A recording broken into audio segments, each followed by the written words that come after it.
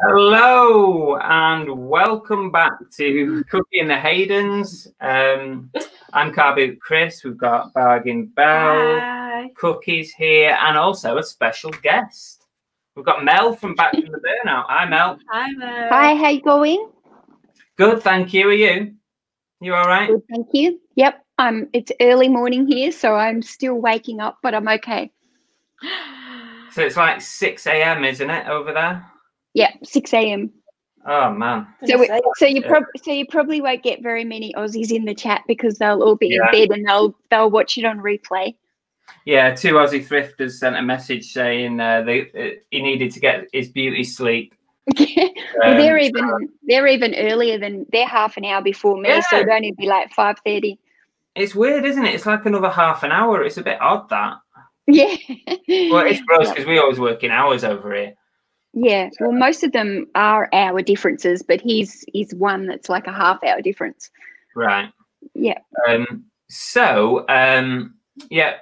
If you were watching that intro, we've lost the special StreamYard thing now, so we're on the poor man's StreamYard, and so we've had to try and do our intro a little bit different. So I don't even know if that even looked right. It worked. It sounded right. I'll watch it back later, but that's how it's going to be from now on. Criticise it and curse it and do everything else at it. I know. And I can't even get on the chat because the dog's decided that she wants to just cover my screen. Look at the state of that. Hang on a minute. I can't even get to my iPad. Yeah. Mel, most people will know you. I would expect in the chat. But just in case, is anyone else? Do you want to let everyone know who you are and what you do and everything? It's like you like eating her out. Who are you? What's your name? How old are you? Okay, so my name is Mel and I'm from Australia. And yeah, I go under the name Back From Burnout, which is a little bit random for a reseller, I suppose. But I started my Instagram account, which is called Back From Burnout, a few years ago when I was actually going through a period of burnout. And it was kind of my motivation, the Instagram account, to come to, to motivate myself and just bring some positivity back into my life. And over the journey, I fell into reselling, and then my account has kind of become more about reselling now. And I'm still got the name Back From Burnout. I can't really change it anymore. I suppose it's only like Cookie and the Haydens. Yeah, exactly. Isn't it? Yeah, I mean, we've been Cookie and the Haydens since like 2012 on YouTube, so we just never changed it. I did add a little bit onto the end of it that says UK eBay reseller, just so that people had an idea, when you're in the chat, who you are and what you do and stuff. But I think most people you get very familiar with who's in the chats on a regular basis, but I guess every now and then there's somebody new that goes, who's Back From Burnout? Yeah. Okay, cool. Thanks, Mel. Let's just have a quick look who's in. Oh, where are you going, Cookie? Oh, you want to get down? My God. Go that way. You need to go on a diet. Go that way. And the dogs does too. So let's see who's in the chat. So Ian the Tap Doctor's in there. Hi, Ian. First, yes. Dark in here. Why have we suddenly got a competition who gets in the chat? I know. I don't know. It's been a thing for quite a while. I think Andrew probably started it. Probably. He starts everything. He does, yeah, I know. Who else have we got in? Now, I hope this... Do you find, I know when you do lives and stuff, that this blooming chat window just flicks all the time. It flicks down and then you lose where you're up to. It really annoys me. I think the StreamYard one does, but I tend to pop out the YouTube one on the side as well. So I have both of them running. Ketan's in. Hi, Ketan. Monumental is his new name. Did you watch it? I saw some of it, yeah. The little 6-year-old, he was very cute. Oh, yeah, he's so cute. He's such a clever kid as well. That's a cute age, is 6. He's cute if you don't have to live with him. Yeah, you can hand him back. Because you yeah, he can get a little bit. You can imagine he chats like that like all day long. His poor mum's ears are bleeding by the end of it. Oliver Ian's in. Hi. Who else? We've got Aid. Are you purposely ignoring Georgina? Oh no, where is she? Georgina, he's really got a bee in his bonnet about you, hasn't he? Don't you worry, I'll sort him out. Grant. Nick and Andrea, or Nick. I think it's Nick. Hi. Who else have we got in here? Oh, there's Georgina. Yeah, I've got a bone to pick. I'm not Georgina's friend at the moment. Uh-oh. You know why, Mel? No, share. She's team Bell and Mel. She shared our promo on Instagram. Oh yes, I saw it. Yeah, and she put 2 of my favorite YouTubers or something, and obviously said sorry, Chris. So that, yeah. Well, those girls have to stick together. Talk to the hand now. Yeah. I know. Let's see. I'll put that in.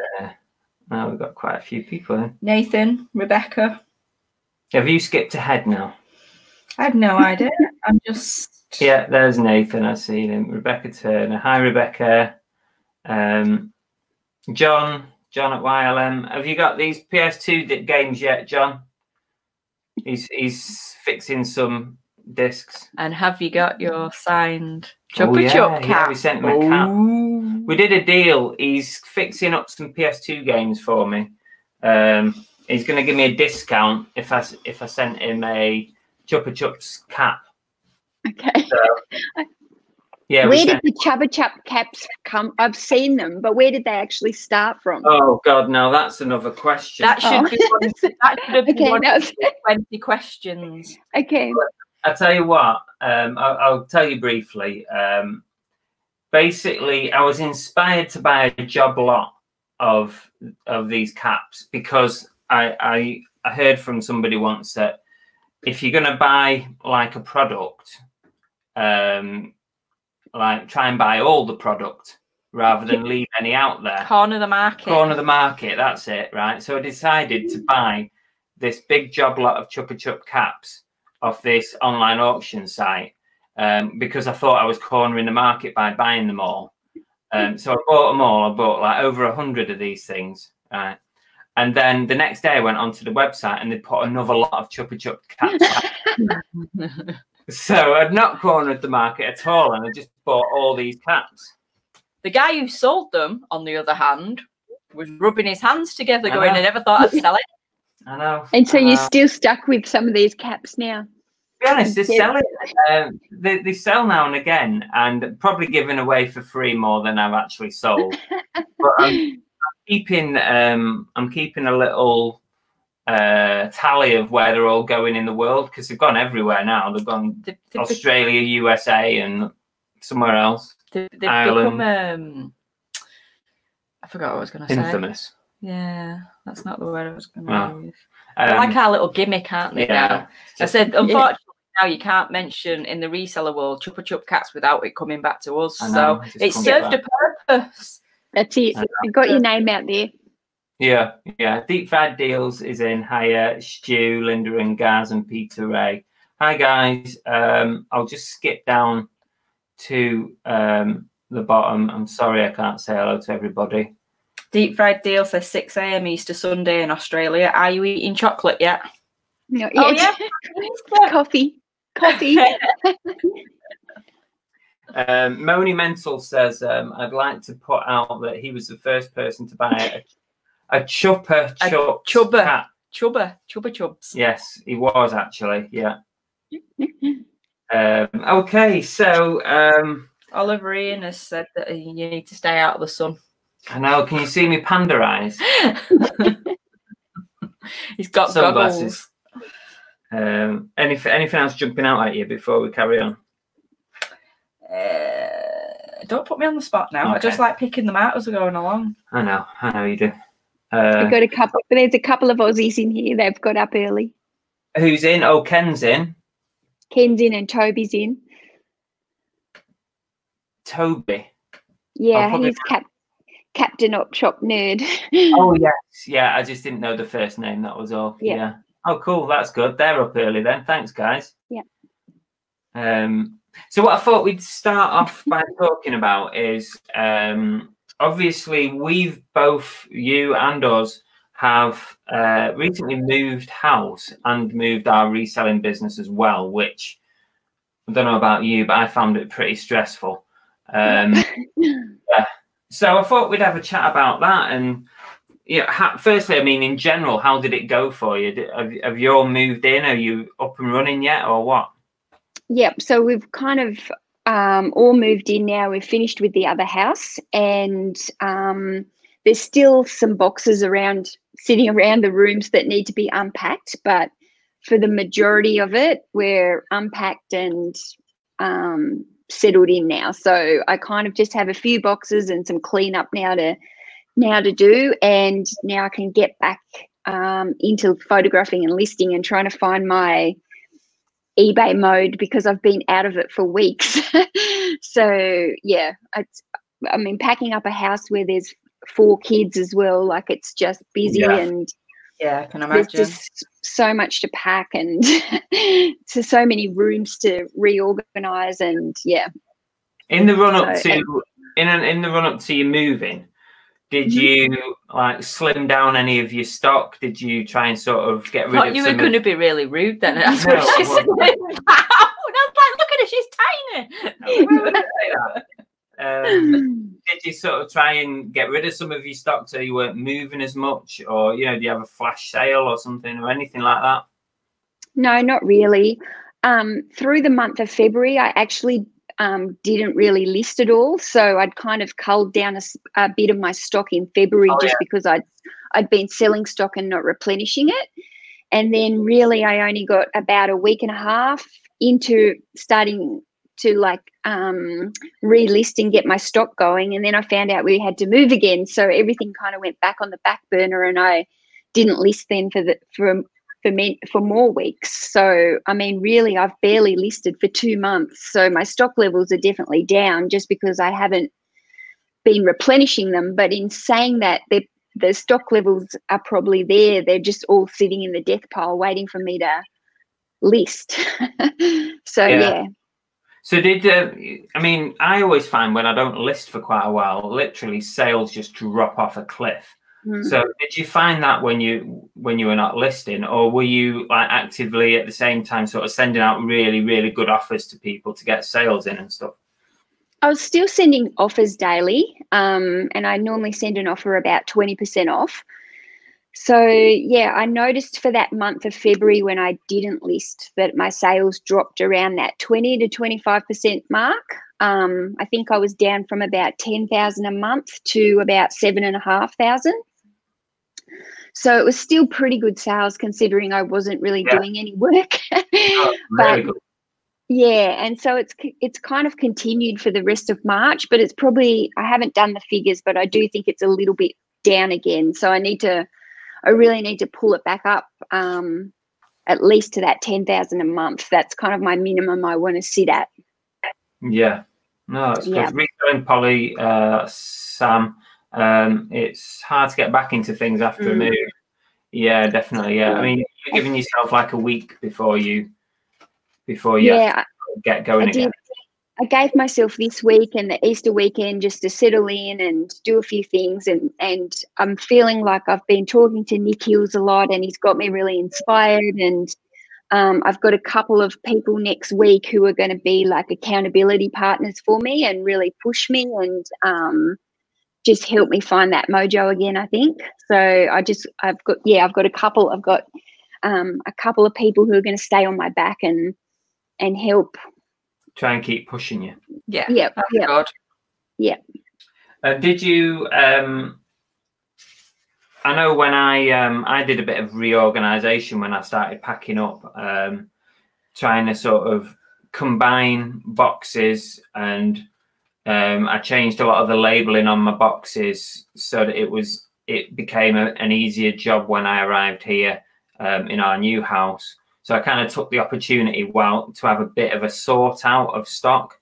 But I know yours is pretty organised, because I've seen your video where you show all your stock very clearly boxed up. Did you have to do much of that, or was it a case of just dump boxes, van, or? Yeah, it really was with the clothing, because most of my business is clothing. It was really easy just to move the tubs. You know, they're all labelled and they're easy for me to find. And then with the books, they're all, I sell a lot of books and they're all like got a shelf number. So basically I just put each shelf number into a box, or 2 boxes if they were too heavy. And as soon as I moved into the new house, I set up the shelves again for the books in the same order as I had them in the other house. And it was just a matter of moving the books from the boxes onto the shelf number. So it really was pretty simple. I think that was definitely thanks to me having such a good system for it before. Yeah. I don't know why you even had to ask her that question. She's female. Of course she was organised. Probably a silly question, isn't it? She's a female with 4 children. Of course she was organised. So have you done anything like, because I know when in the run up to me moving, I kind of did a phased sort of shutdown. I kind of changed my dispatch times. I didn't go into holiday mode. I just changed dispatch times to give me enough time to move and not have to worry about posting or picking anything. So I don't know, is that something that you did to try and smooth it over, or did you move quite local? Or yeah, we moved like only within like 10 minutes. The houses are only within 10 minutes of each other, so it's not far. So basically what I did is we got the keys to the new house on the Wednesday, and we started doing some just trailer loads over in the afternoon. And then on the Saturday we had the truck that came with and took everything. So basically what I did was on Thursday I did my last packing of orders, and then I took them to the post office. And then on Friday morning I packaged up any orders that had come through overnight. And then that was really it. I then posted on Monday. So I basically moved everything over on the Saturday, reset it all up, and then on the Monday morning packed up all the orders and was ready to go again. Yeah, so I didn't. Did the whole move go pretty smooth, or was there any hiccups? Yeah. All right. No, everything went smoothly. The only hiccup was the garage here is a little bit smaller, I think, than at the other house. It's hard to tell because the ceilings are much lower, so it feels more. I'm not 100% sure if the garage is actually smaller or if it just feels smaller because the ceiling's so much lower, and it's just the doorways are at different ends, and I've had to reorganize it on different sides. So it's just hard to know if the garage itself is actually any smaller or if it just feels smaller to me. Yeah, I see what you mean. Yeah.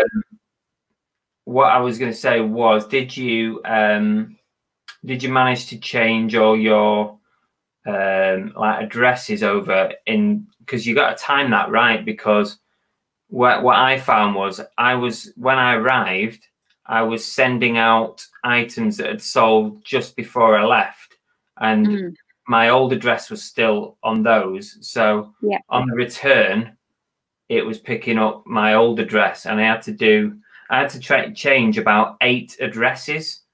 So I think there was 4 on eBay that you had to change on different settings, and there was another 3 or 4 on PayPal, I think. And I had to go over to our parcel website, change all the addresses on that. So actually my first lot of parcels went out with my old address as the return address on, because they'd already made the purchase before we moved. So fingers crossed everything was all right, but it's just one of those little technical things that you've got to. Well, it's more so when you can't.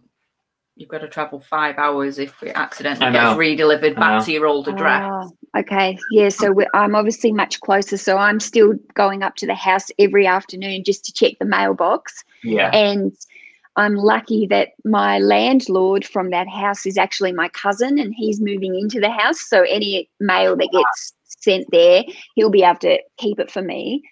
But also, I've now organised a redirect. I've opened up a PO box now, so that if we have to move again, I don't have to keep changing the address. So with the PO box number, they do like a free redirection for 6 months. So any mail that gets sent to the old address will get forwarded to the PO box, and then I'll be able to check it there. Right. Do you have You've got PO boxes there?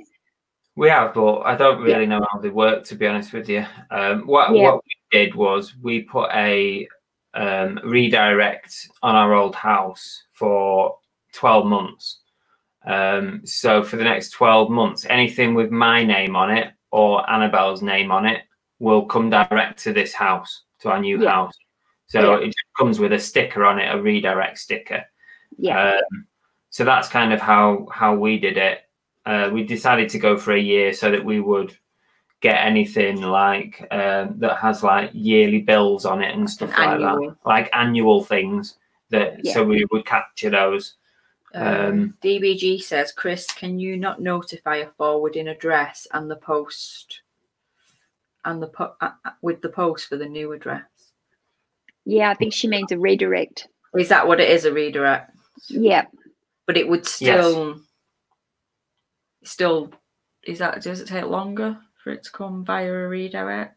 I think it might take an extra day or something, but I don't think it does, because it automatically sees our name at the sorting office and just.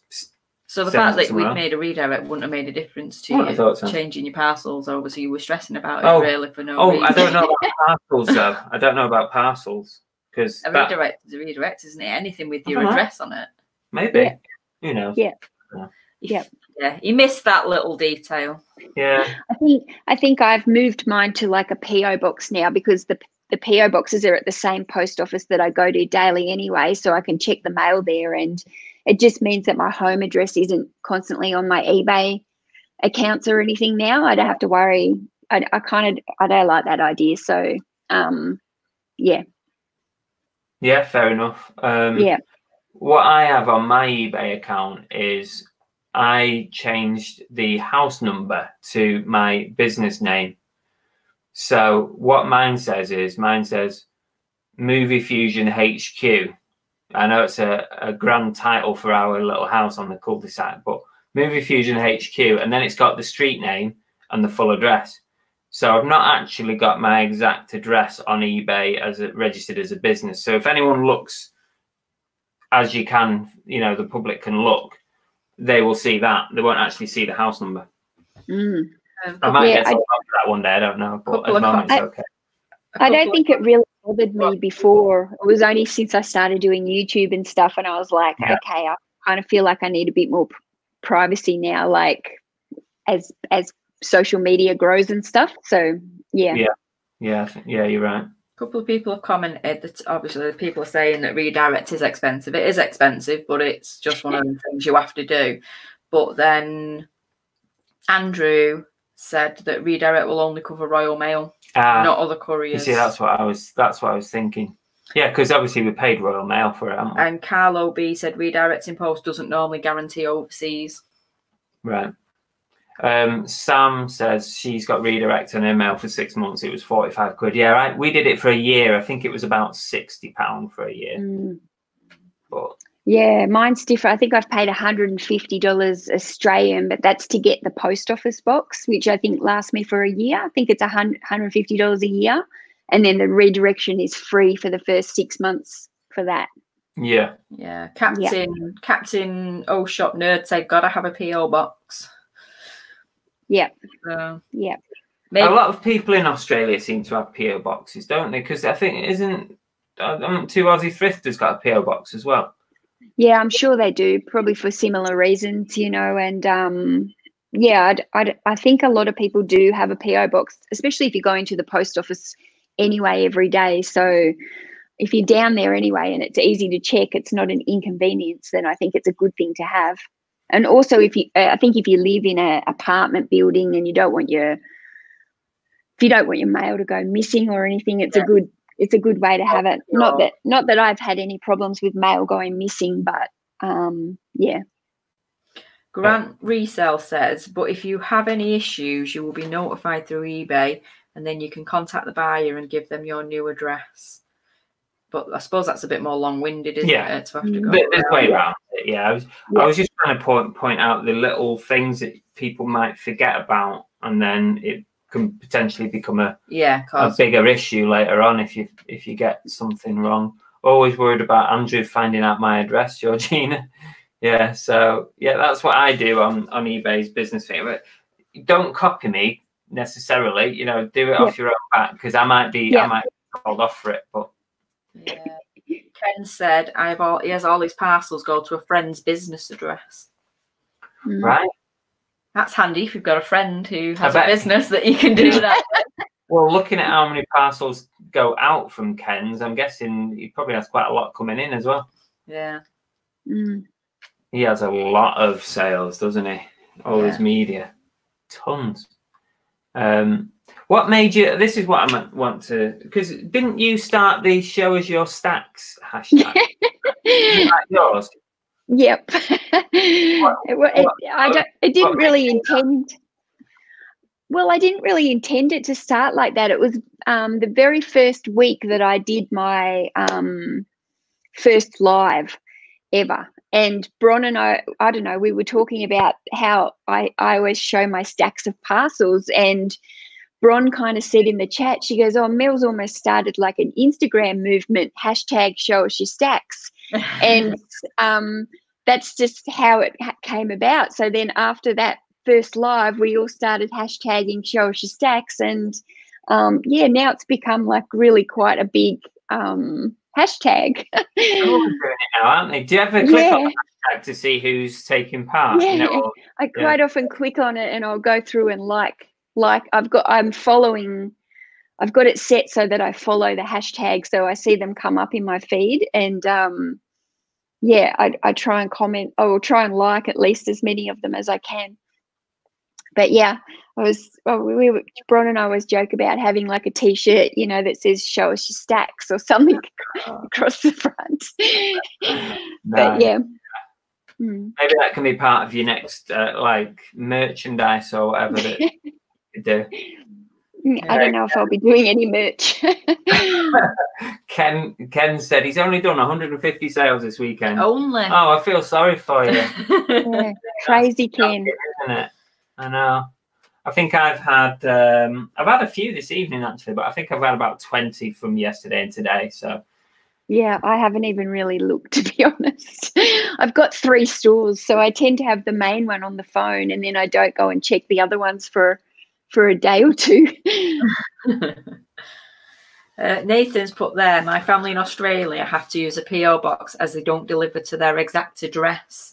So maybe because some of the places are remote, maybe they have to have a PO box for that reason as well. Yeah, that could explain some of it. Whereabouts exactly in Australia are you? I'm in the capital of Australia, so I'm in the ACT, which is Canberra. So yeah, I'm down the bottom part, and yeah, I'm where the Prime Minister and all the Parliament is and everything like that. Right. So yeah, everyone says we're the boring state because we're full of all the politicians and yeah, but I'll disagree too. Yeah, it is a safe state. Who's the nearest reseller to you? I think it would be Drew and Sarah from Look Mum, I'm Hustling. Oh yeah. Yeah, I'd say they're about 3 hours drive from me. Yeah. Like Rod's up in Queensland. You got a flight, didn't you, when you went to meet the other guys? Yeah, they're about 15 hours from me. 15-hour drive. Right. Oh, yeah. Yeah. They're up the top and I'm down the bottom. Right. Yeah. Ken said it's the cold part. Who's Kent? Does Kangaroo taste good? No, Kent. I don't like it. It's it's quite popular here to eat kangaroo sausages. They're very low fat if you're trying to lose weight and you want to have a sausage. But it's very gamey tasting, so it's very strong flavored. So it's not for me. But I don't think I would try it. Would you? I won't eat rabbit and whatever else they have. I'm not going to eat kangaroo, am I? Yeah, it's very gamey. I feel like it needs to be covered in tomato sauce. I struggle eating chicken. Oh no, I like chicken. It's got to be cooked to certain. Chicken's standard. Everybody likes chicken. So I'll just eat any chicken, will I? Well, not if it's like, not if it's like slimy chicken. I won't eat slimy chicken. I won't eat discoloured chicken. I won't eat chicken off the bone. See, that's the chicken I like. I like the brown chicken. What have we had for tea tonight? Chicken. All right, thank you. But it was in Rest my case. But it was in a curry and cooked well. That doesn't count. You still had chicken. Would he have ate that chicken if it was in a Chinese? Yes, because you've had Chinese chicken before. No, you're lying now. Making it up. Carl says he could never eat Skippy. Oh. See, there's another one. I won't eat duck. That's a big thing. I wouldn't eat duck. No, I don't like it. I've tried it. I don't like it. Feed them at the pond when the boys were little. I'm not going to go eat one, am I? No. I like to eat lamb. See, I like lamb, but you don't. And I feel bad saying that because there's lots of baby lambs around here at the moment. I know. I try not to think about it, what it is or anything. But that's my favourite meat is lamb rump. What? Tell everybody what your nan used to say to the lambs when she saw them. Mint sauce. It's a British thing. Do you have mint sauce with your lamb? I personally don't. My granny likes mint sauce, so I think it's more an older generation thing here. Yeah. Oh no, I love mint. I put mint sauce on everything. No. I know. We don't have it. I think somebody pulls it out at Christmas time, and that's about it here. That's kind of like cranberry with us, isn't it? Cranberry comes out at Christmas. I don't like lamb. So, what's your favourite food? Because you used to share a lot of pictures of food on your Instagram, didn't you? I'm out of my cooking mojo at the moment. So I hope once school goes back, hopefully I'll get back into that. I do like to meal prep like heaps of meals for the week just to make things easier for me when I'm working hard with the eBay. But yeah, my favorite dinner is like a piece of lamb steak with some salad and some potatoes or something. So yeah, I'm pretty basic. That's almost like an English Sunday dinner, isn't it? Yeah, lamb Sunday dinner. Yeah, I mean, I say I like lamb, but I would only eat it if my mum cooked it. Because my mum knows how I like it, so she'll literally cremate it to the point where it just falls off the bone, and then I'd eat it. I wouldn't order it somewhere because I know I wouldn't like it. I don't know if this is a serious question or not, Mel. It but is. Is it? What inspired Mel into country music, and what's her favourite country song? Okay, so when I grew up, my granny, I used to go with my granny a lot, and she would always have country music playing in the car and at home. It was always Dolly Parton and Kenny Rogers. And yeah, I don't know, I just grew up listening to country. My mum loved country, and I've just continued to love country. So yeah, I love new country music now as well as old country music. I love the new country, more pop music, like pub music, I guess. And yeah, as for a favorite song, I don't know, that's really hard, but I am loving Jimmy Allen at the moment. He is never heard of him. He's really cool. He's actually he's American, and I don't know, he's just putting out some really cool new music, and he's during this isolation period, he's doing live streams every single day on Instagram, and he just sings and plays his guitar, and yeah, it's cool. My sister likes certain country singers. She likes how sort of relaxing the music can be. Oh, so relaxing. To be fair, she did make me listen to it the entire way when we were. He came with me when we moved, and she was like, "If I'm driving, I'm putting the music on." We listened to country music all the way down. I pretty much zoned out, I think. I do have a bit of a thing for Luke Bryan as well. He's I've heard that name. Yeah, he's a bit he's a bit of a favourite for me. Let's get quizzical said. Question for Mel: who is the most annoying person in the chat? What is that? Is that after Andrew's question 1, 2, and 3? Probably. I'm trying not to look at his chats. So it was a rhetorical question, It basically. Was, yeah. No, so shall we do our, let's forget about this reselling lark. Let's have a bit of fun with some questions. Do you want to go first? Okay. Go on then. No, actually, no, you're the guest. We'll ask you one first. Okay, you ask me. Don't make it too hard. Okay. You got her all ready then, ready to go. I know. She's not even seen these questions. I don't know what the questions are. I've made these up. This could be bad. And this is expensive internet Googling to find these questions. Can I apologise now on his behalf? Okay. Right, come on. This is right. Okay. Ready? So we're in a zombie apocalypse now, okay? Yeah? We're in the apocalypse. Oh my god. So what 3 resellers would you team up with and why? To kill the zombies? Yeah, think Walking Dead. So you're in the Walking Dead and you've got a team up with 3 resellers and why? Okay, well, one, I would definitely take Ian because I know his background and I know that he would definitely have no trouble with doing the zombies. Do I need to be concerned about what Ian's background is? I don't. Right, we'll move along. I would also take Bron because she is hard and she does not take any rubbish from anyone. So I think that she would just get in there and smash them down. And who else would I take?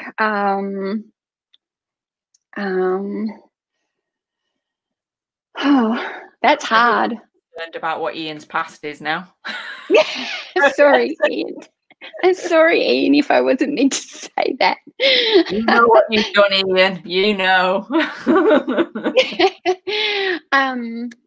And I would probably take Krillin because he'd be able to talk and probably distract them all. Okay. Fair enough. Right. Okay. Not you, Andrew. Not Andrew. Who would you have? Have I got to choose? Who would you have? Just out of curiosity. I'm not thought. I didn't think I was going to have to answer it. Lame. Right. Look, I've just seen that DBG and Sinister. That would be a good mix. Killer Dream Team. I don't know. It's fine. We'll let Mel ask one of her questions. On. Your turn. Okay.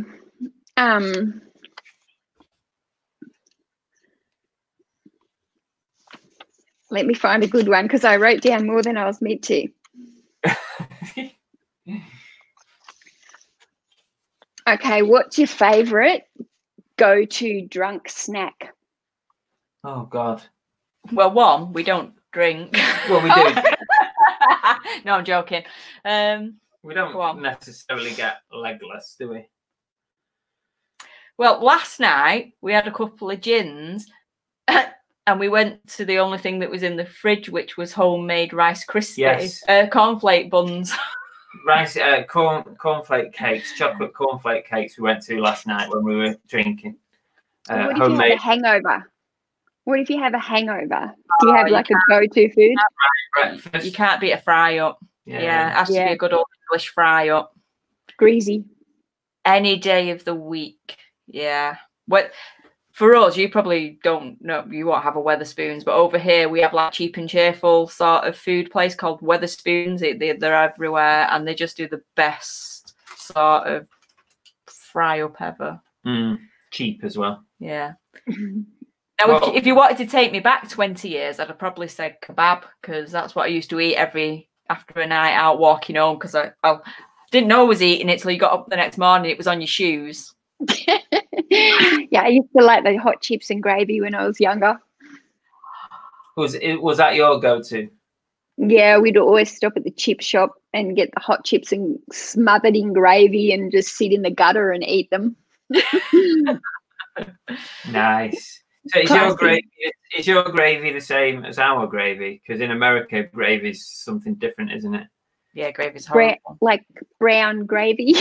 Yeah. Yep. Put on your beef. Like what you put on your roast dinner. Yeah. Yep. Bowl of cereal. We've got cheese sandwich. All kinds of stuff in here. English fry up. Yeah, English fry. Fish and chips. Fish and chips. Fish and chips. I'm not sure I'd eat that out with having an hangover. Nothing. Oh, Ken says nothing like a 2AA Macca's run. Yep, agree.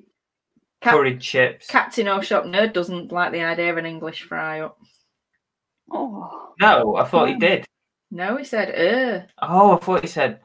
He said yum to fish and chips. Oh, okay. Now, you see, that's another one, actually. If there was a McDonald's close enough, McDonald's breakfast is good after a night out. Yep, I always get McDonald's the next day. Yeah. McDonald's gives you a quick hit, doesn't it?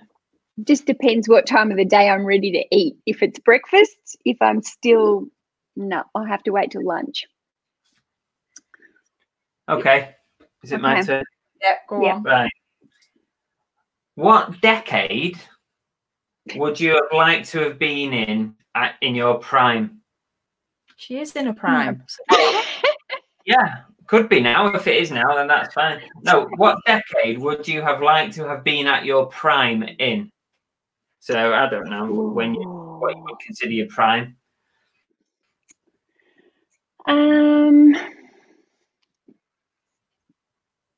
What decade? You mean what era? Yeah. I'd like to go like, what was like Greece, like 70s or something? Greece was 78. Greece. Yeah, I'd like to go. I reckon that would have been a fun era. That kind of rock and roll style. That would go to the little diners wearing your little rock and roll dresses.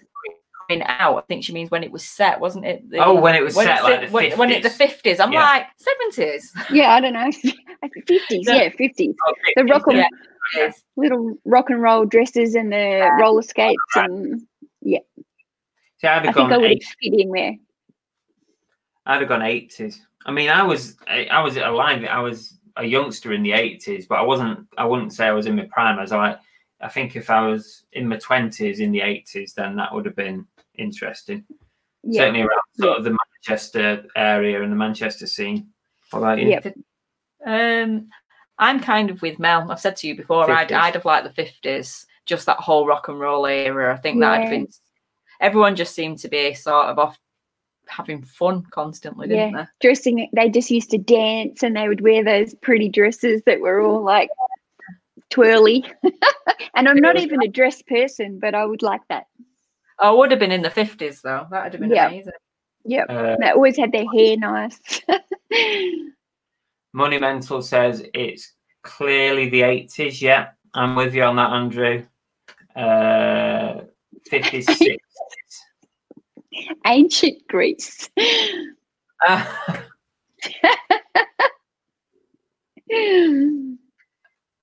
Ken said, I would love to walk through the 50s.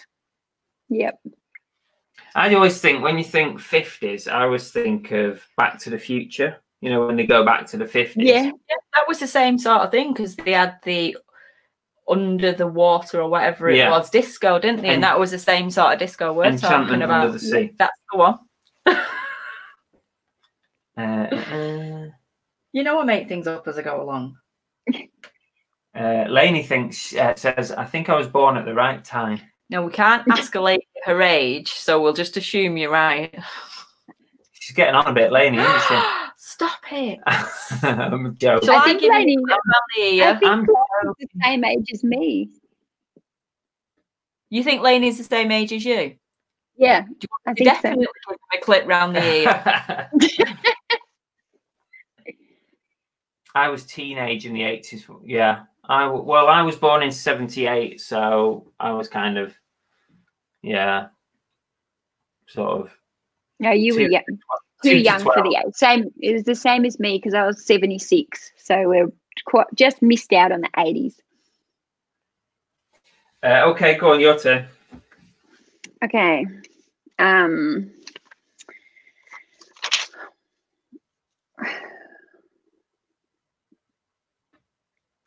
What song always gets you on the dance floor?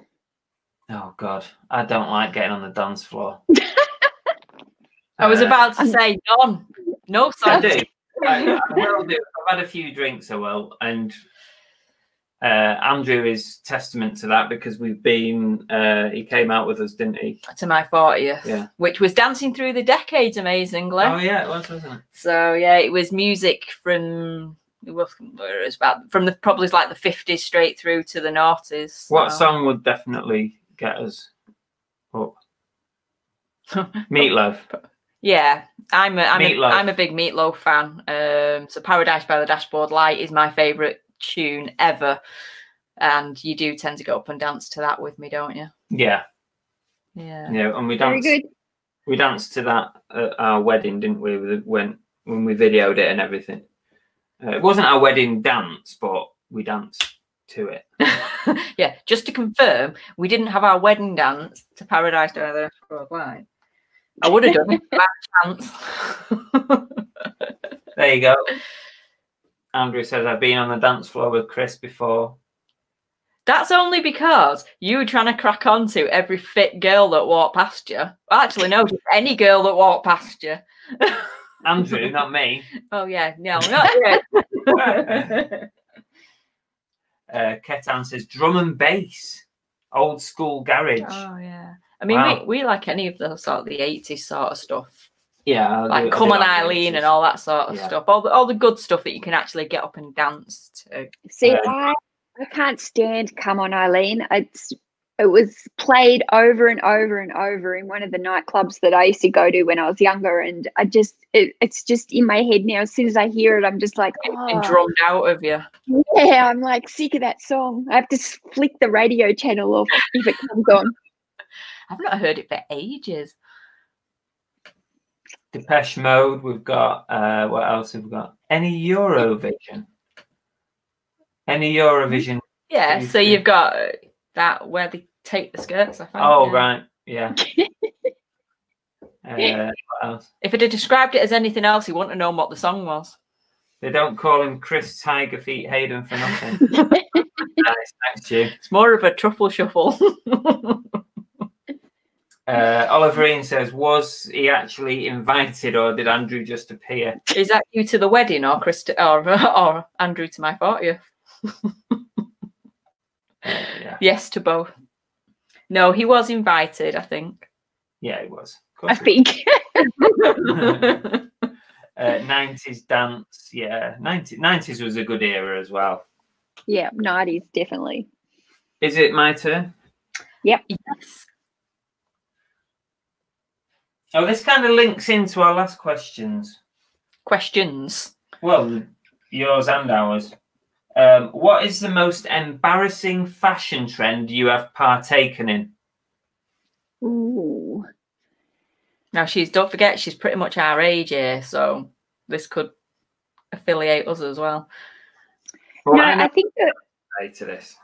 I think the worst fashion thing was more the hair. Like, I don't know if you ever did it, but we had like the fringe, and we used to tease it like this, Bill, and you'd rub it and rub it and rub it, and it would like all spike up, and then you'd spray it with the hairspray so that it didn't move.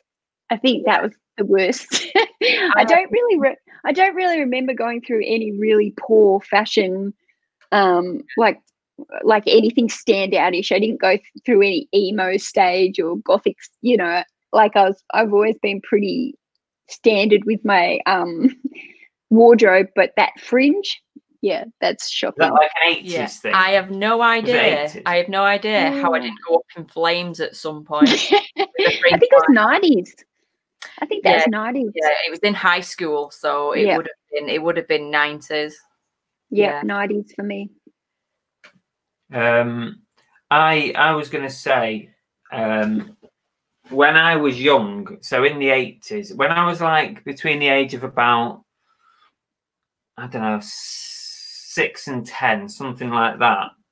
And I know you're not really going to have much fashion anyway at that. No, probably a little bit older, about like 8 to 12. I wore fluorescent socks, but different coloured ones. So I would mix them up. I wore fluorescent socks. Oh, trust me, we could go through many of Kristen's fashion draft disasters. So what about your blonde streaky hair? Oh yeah, blonde streaks once. Yeah. Did you used to layer the socks? So you'd have your tracksuit pants, and then you'd put like 3 pairs of socks, Adidas socks or something that were like layered up, so they'd go up your leg and tuck in the tracksuit pants. No, I never went that far. No. We did that. I think a girl thing for us was when you used to have to push down socks, and you used to have to, like, you'd put about 3 or 4 pairs on and then ruffle them down till they were like halfway up your leg. Yes. Yeah. Guy liner. That's a thing now, though, isn't it? There's actually a company that does war paint for men, and it's like makeup for men. That's a current thing. That you're abnormal. Shoulder pads. I did. I used to wear like naff jackets. You ever heard of those? Naff. No. Naff. It was like a shell suit jacket, and it had the words naff on it. And it was a real big thing in the UK anyway. Only people with money could afford naff. That's the problem. Okay, there's loads of people putting in what they used to wear and stuff. Shoulder pads seems to be. Stu said shoulder pads were always a problem. And there was a stage where we had like the pants, but they had like a skirt built in over the top. Yeah. So it was like skirt pants. They were a bit weird. Yeah, they were in naff there. Jacket. Yeah, Lainey remembers. Double denim. Yeah, but that's back now. It is. That's back in. The football team that I support, they're called Manchester City, right? And at the cup final this year, before we all went into lockdown, the cup final was on, and normally the whole team will dress the same for something like that, a big event. They'll walk into the stadium all dressed with suits and stuff, but they had double denim. They went double denim, and it looked really, really weird. The entire team had double denim on. Glad I didn't witness that one. Yeah, I think that would be a really good fancy dress themed party. Double denim. Everyone in double denim. Double day. Andrew says naff was always a bit naff. Yeah, it wasn't great, really, to be honest, when you look back. Whose go is it? It's mine. Go on then. So I had a question about your wedding. So where is it? Because I watched your video last night of your wedding. And now she thinks we're slightly strange. I'm surprised she still came on. So I was like, I wanted to know, like, I noticed in the wedding video you actually got married in a church. No, we got married at the same place that we had the whole thing. It was. So it wasn't a church. It looked like a church. Oh, okay. It looked like a church. I was going to say, how did the priest deal with that? The building that we had our photographs taken outside of, that was the building we got married in. So we got married downstairs. They have like a chapel room. So we got married in there and then went upstairs to have like the event. Oh, God, no. Okay.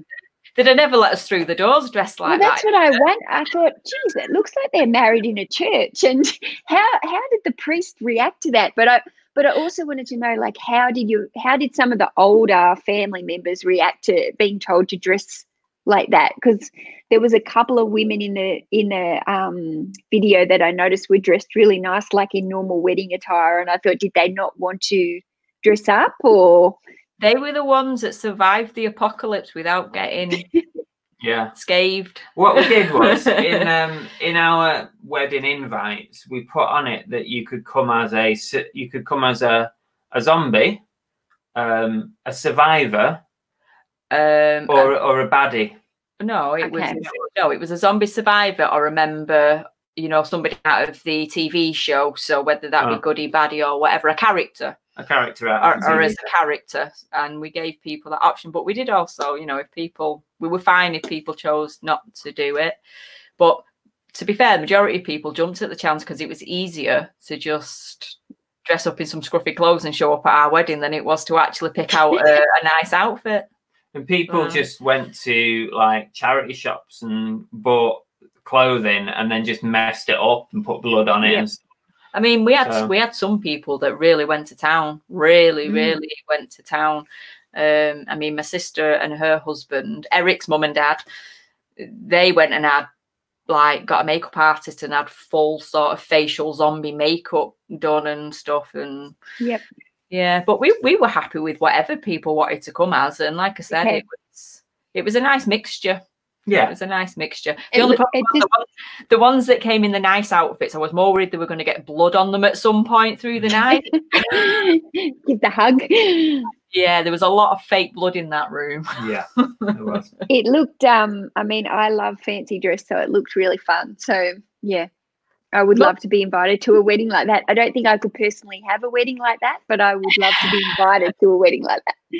I think you've got to be a little bit strange to do what we did. The thing is that the part of the reasoning behind it was that we've both been married before, so we're both divorced. So we've done the normal wedding.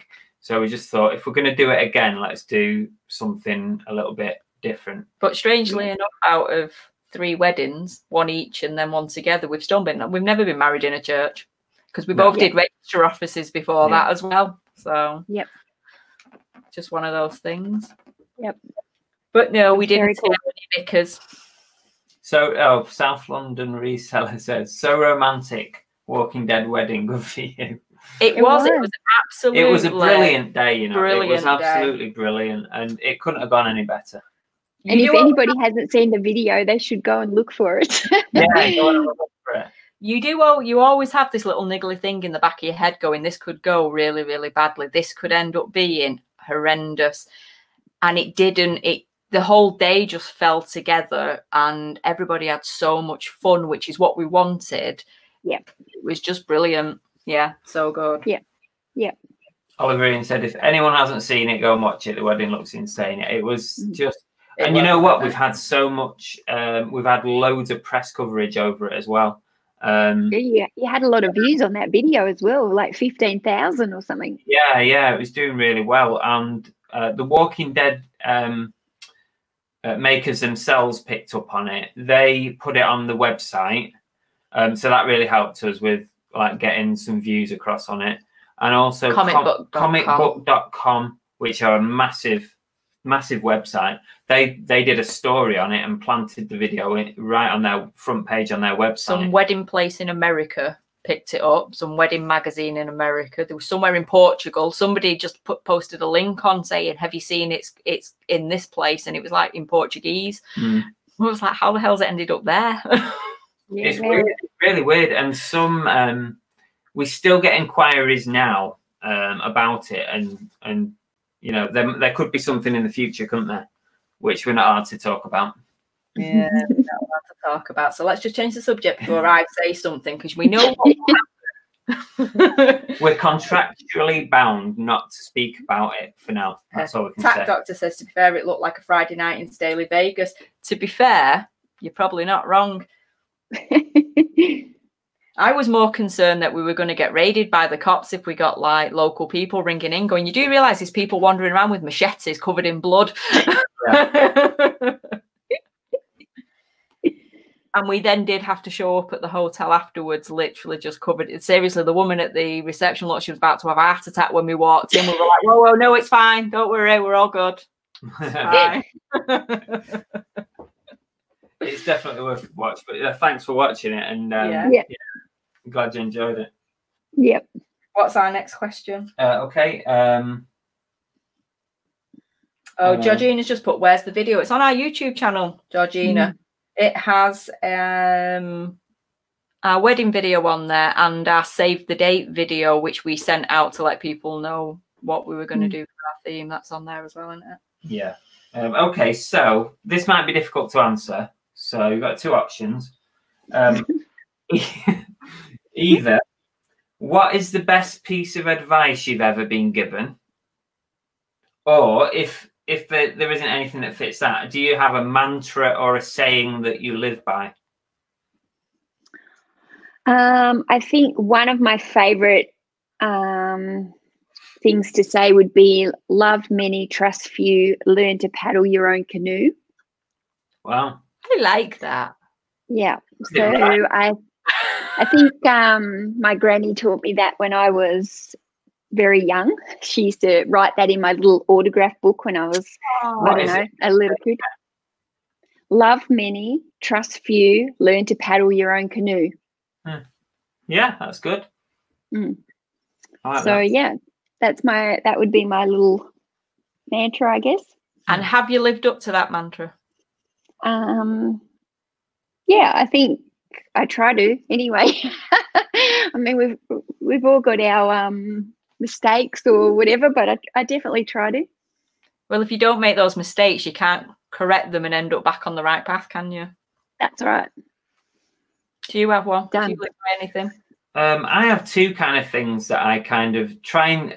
It's very hard to live by anything like that because life, you know, shit happens, doesn't it? Life happens. There's one. And, yep.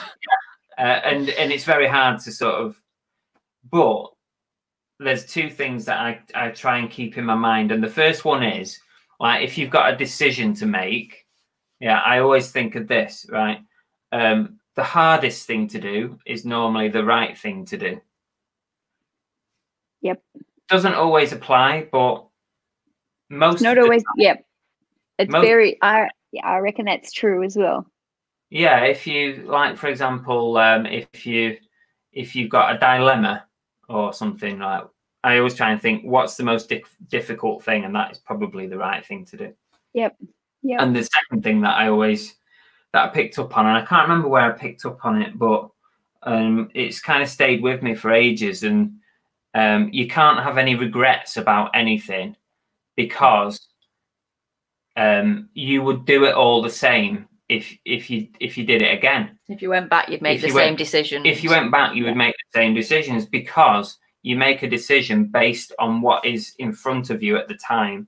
So you would always make that decision. So there's no point in regretting it because you wouldn't have done it any differently. And ever since he told me that, whenever he starts bitching about something, I go, "Don't regret it. You can't." Exactly.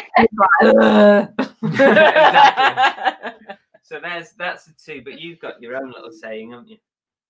It's not technically my saying. Well, neither of those were mine either. I picked it up off years and years and years ago. I bought a scroll from Argos. I don't know if you have Argos in Australia. No.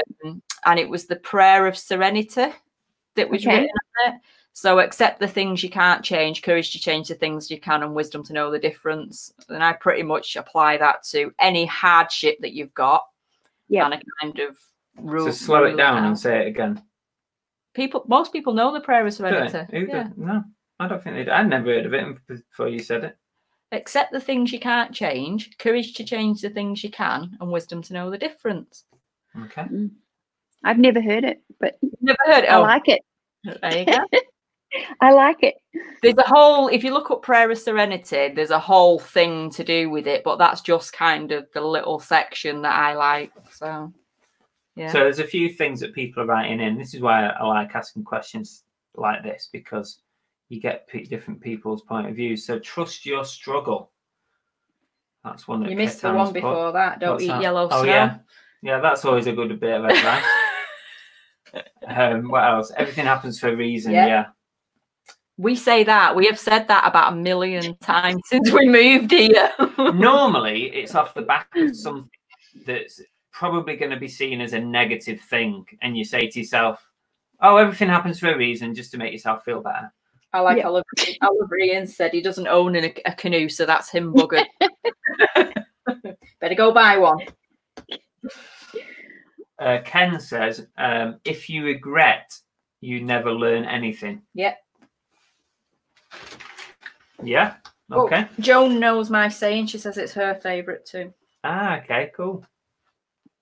Don't take life too seriously. Nobody makes it out alive anyway. Yeah, that's a good one. That is very true. Yeah.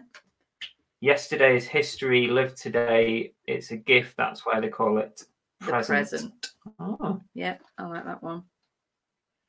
And Lainey says, you can't have a positive life with a negative mind. That is very true. Yeah. And that kind of fits into what you were saying about your name and obviously where you've come from to where you are now.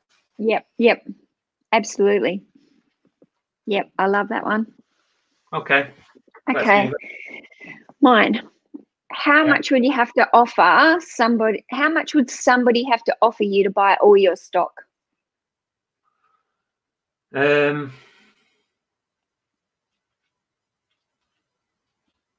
Probably, if I include what's currently listed and my death pile, probably about, if we did a deal, a bulk deal. we threw in a Chupa Chup cap. Yeah, we'll throw it in. Probably about 30 grand. That's a fair stash. Yeah, probably about 30 grand, maybe a bit more. Because I don't really know how much my death pile's worth. I'm going off like listed value at the moment. Probably about 30 grand. Have you got any idea what yours is? No, I was just thinking that. I was just thinking, I wonder what mine would be worth. But mine's mainly clothes, so I just there's nothing real exciting. Hold. How many listings? I've got nearly 2,000 listings. Probably a bit down at the moment because I haven't listed. Maybe I'm sitting around the 1,800 now, so 1,800 to 2,000 normally. And what's your average selling price? Do you know? Oh, here we go. Here's Chris the calculator. So I don't know exactly off my head, but it would be up around like about $30. I think I'm on the lower end because I'm more of a churn and burn. Volume. Yeah. Just ship it in, ship it out again as fast. Ship it in, get it out. Yeah. So that's 2,000 times $30. You're the calculator. I told you my brain flatlines when you throw numbers at me. Quite a lot anyway, isn't it? That's an interesting question. The Tack Doctor says 10p a dead frog, a curly whirly. Curly whirly? Is that like the chocolate bar? It is. Yes. I like the way you picked up curly whirly and not the fact he wants a dead frog. Catan 30 to 50k, but it's worth less than 5. Yeah, that should have been the answer. Yeah, I mean that's similar applies to me because obviously I was going off what sort of listed value is, so not purchase value. Yeah, I don't know what I'd have to look mine up. Maybe in the eBay it would tell me a bit more of an idea what it's worth. A rough idea on your dashboard, won't it? Because it says how many items you've got and what your current overall listed value is. I think it's on there. Yep. We'll let you get back to us on that. Okay. Oliver said, no chance, Tap Doctor. Have you seen the price of chocolate these days? Carl says he can't give his away, so there's no chance of selling it. Cool. Right, is it your question? Yeah. Okay. What do you want to be remembered for when you die? I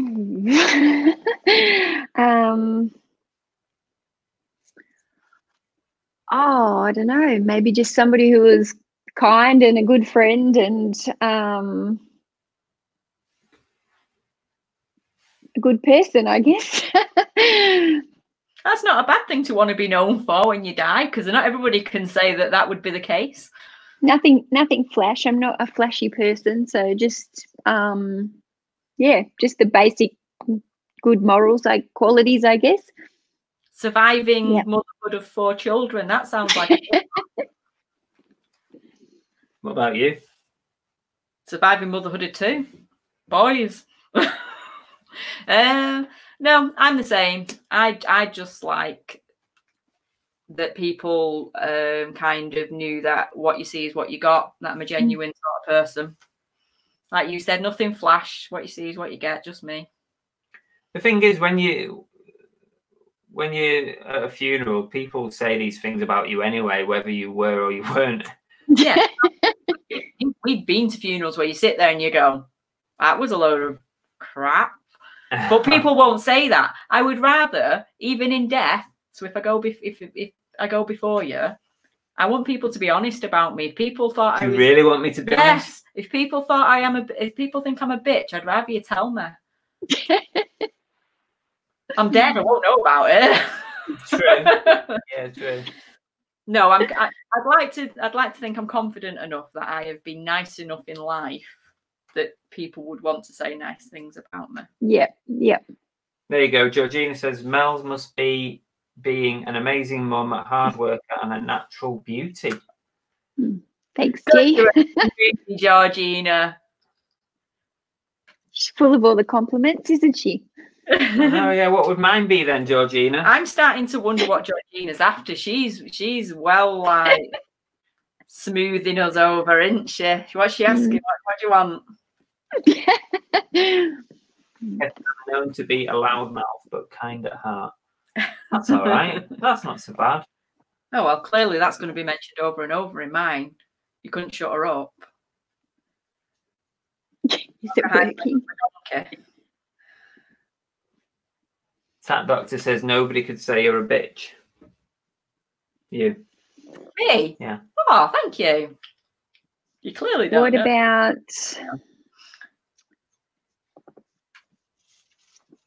Go on then, your turn. Okay. Georgina's asked, is it working yet? Is she smoothing us over? Which reseller would you love to meet that you haven't, and why? Oh no. These are his least favourite questions. Right. Sorry. Anything where he has to tip the balance of like keeping people happy. At least we can't upset Andrew. We've already met him. I know, yeah. That's true. Who else? Because I have met a few. Already. Who have you not met? Even if it's somebody in the chat that you don't really know, is there anybody that intrigues you where you'd think, I'd like to meet that person? I want to meet Georgina. She'd be fun to hang out with, wouldn't she? I think Georgina and I would get into some trouble. Oh, I'd like to get in that trouble as well. Sounds like fun. Yeah. Probably. Oh God! Should it really be this really difficult? Hard. No, it's hard because there's so many, isn't there? I'm going. No, I'm not going to say that one. Oh, you've stumped him now, Mel. Oh no! Do you want me to ask a different question? Questions. Do you want a different one? No, I'm going to answer it.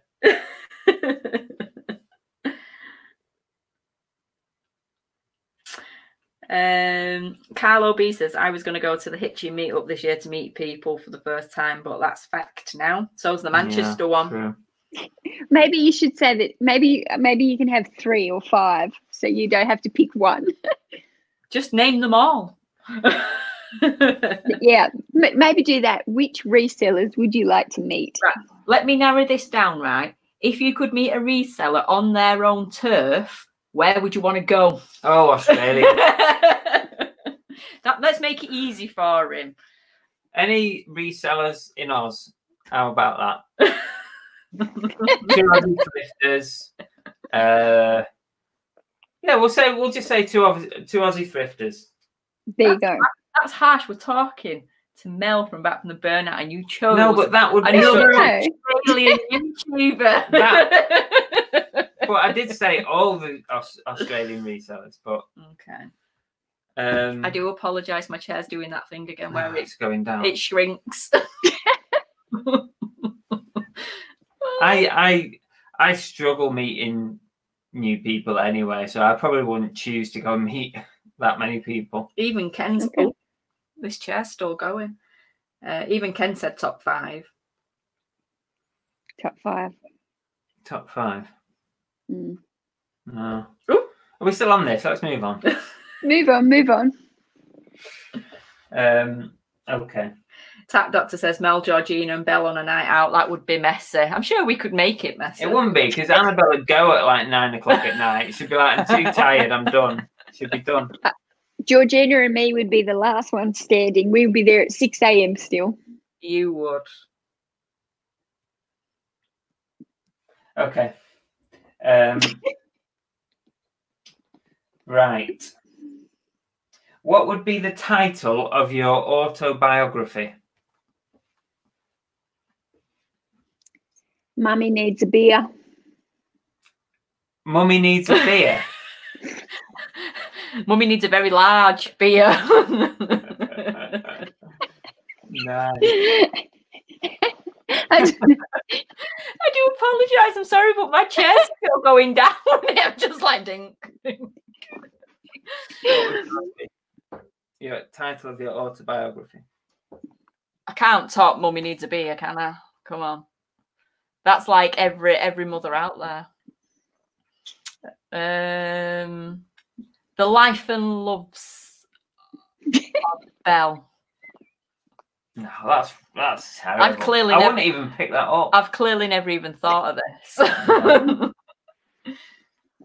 got my son. I got the sun coming up now. Right. We need to pump this chair back up because I'm literally like floor. Oh, sorry, I'm flashing at people. Go on, lift my chair up. I apologise, Mel. I just need to get this chair to rise a little. That looks like a very interesting. I don't know why it does that. I put myself in a very vulnerable position there. That's all I'm going to say. And I just hope it doesn't too much, or Andrew's going to be rewinding and and playing that video over and over again. Okay, so that's the end of that question. Go on then. Your turn. It's my turn. Okay. Okay, what is each other's worst habit? Oh, wow. So tell them what you were doing downstairs before.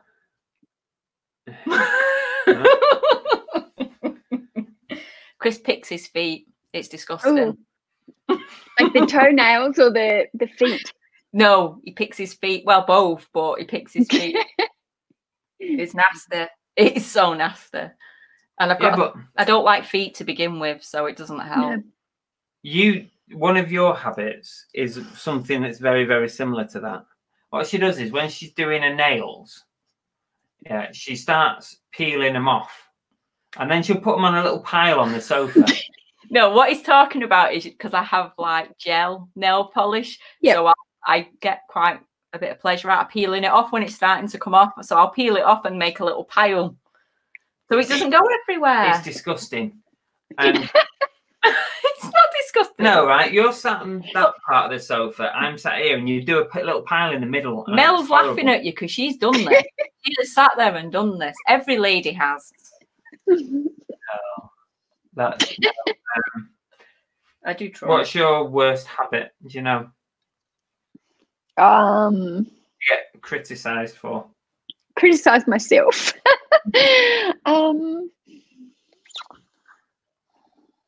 I don't know. I can't do my own habits. I don't know. I don't want to say. I can't throw myself in the deep end. Next. Hairy toes. Everyone's saying it's minging. I think they're referring to your habit. No, Georgina, peeling off gel is one of life's pleasures. No, it's not. It's disgusting. There's just something satisfying about it. Okay, there you go. What else have we got here now? I actually think he was just being kind to me then. I have way worse habits than that.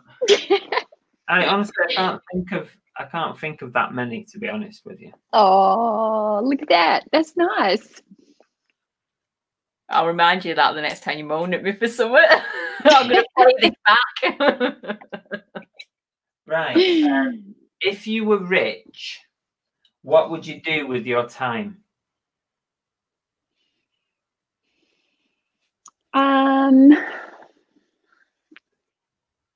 I would give back. I would probably, I don't know. I would, if I was rich and I didn't have to worry about money, I would still probably like to do some kind of teaching or helping or coaching or something like that, maybe. I don't know, or else maybe I just sit on the on the beach and do nothing. Well, not the beach because I don't love the beach, but you know, in my nice relaxing backyard of my Hampton-styled house, I would just enjoy my time. Like, I don't know. Pretty sure you could do something Florence Nightingale while sitting in your big backyard. Something like those two together. Something like that. Yeah, I don't know. Would I still resell? Probably in a different capacity. But I'd probably still. I'm not the type of person who can't do nothing. I'd have to keep doing something to keep myself busy. So whether or not that would be some form of charity work or I don't know. Yeah. Yeah, I would travel a lot, and I would probably own properties in different countries. That was probably what I'd do. But I'm with Tan here. I'd probably start some kind of charity if I had enough money to pump into it to do something. Yep, that would be good. Buy a motorhome and travel. Yeah, I'd love to do that too, Chris. I would love to I would love to just travel for like a year at a time in a motorhome. We've discussed that so much, buying a motorhome. A big one, like an RV. Yeah, and just driving around. That would be awesome. I would love that. What's this DBG said? I'd open loads of drug centres and train ex-addicts as drug counsellors and pay them a decent wage. That's very specific. You've obviously thought about this. Yeah, definitely. That's good. Yep. It's jumped again. Lainey says, I can't work, but I do help 3 or 4 charities, 2 of them with admin stuff. That's nice. Yeah, that's really good. Yep. Saving for a camper van. That's cool. Yep. Yeah. We were actually going to buy a camper van of some kind at one point, weren't we? Yeah. We looked at a few. Along with the many other things we've wanted to do. Yeah, we have little fads where we think, let's do this and let's do that, and then we'll move on to something else. And then we look at our bank account and go, yeah, we're not millionaires. Yeah, true. Back to work. Ian would pay for a reseller meet. Bobby. Oh, you got a dog. What is it?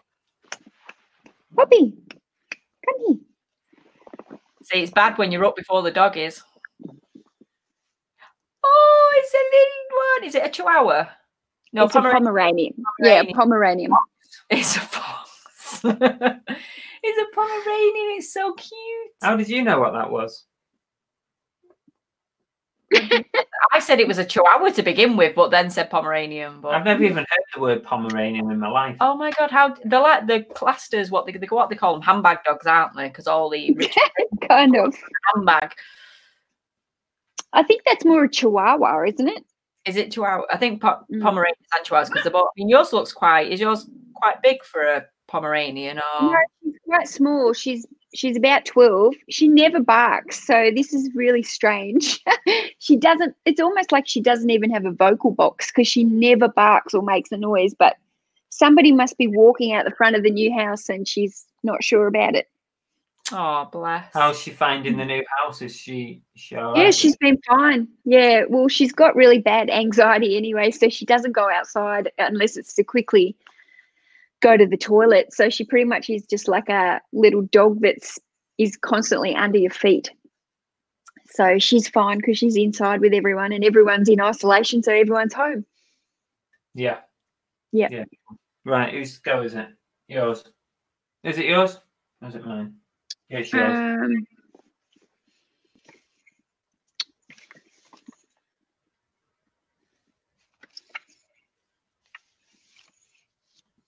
Georgina would like to keep lonely elderly people. Okay. If you joined the circus, what would your act be?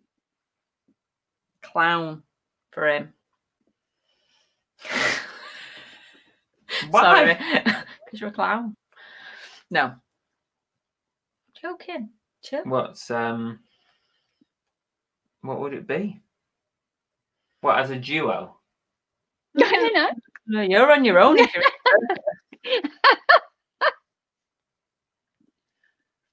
I'd like to work with the animals, so it'd have something with an elephant or something. Yeah, it'd have to be like training tigers or something. Yeah, an elephant person. An elephant. I don't know what you call them. Trainer. Elephant trainer. Yeah, elephant trainer.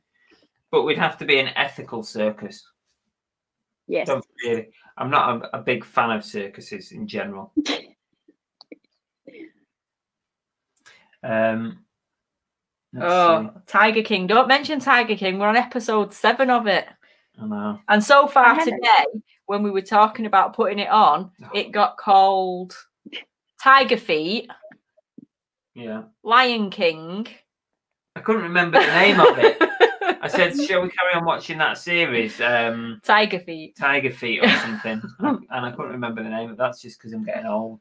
Have you watched that yet, Mel? No, but I keep seeing it on Facebook, so I think I need to see what all the hype is about.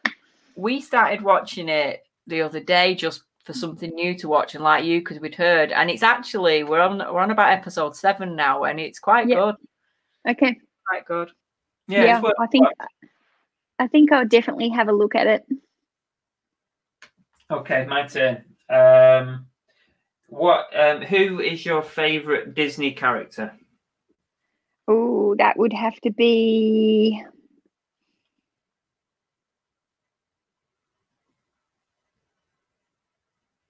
Belle, maybe. Belle from Beauty and the Beast, maybe. Oh, okay. She's one of the best ones. Not because I share a name with her or anything. What's your favorite character? That chameleon out of Tangled. I was actually thinking, well, I wouldn't mind being Tangled, that girl with the luscious long hair. I got this the other day, didn't I? Pascal. Pascal. Yeah, the little chameleon thing. I've got a thing for all, the little comical characters that go along with the princes and princesses, like Abu. Is it out of Aladdin? Like yes, he's cool. Sidekicks, like the little animals. Sidekicks.